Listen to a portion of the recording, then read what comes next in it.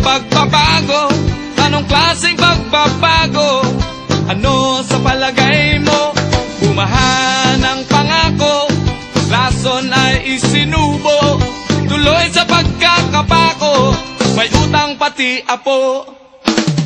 Kasinungalingan, isang kahangalan, walang libreng kalayaan, ito'y pinagbabayaran, palabas na moro-moro, ito kaya ay totoo. Etsa ng pagbabago, saan, kailan, kanino? Sayaw, sayaw, sayaw sa bubog, ang naglalakad ng tulog ay tiyak na mauumbog.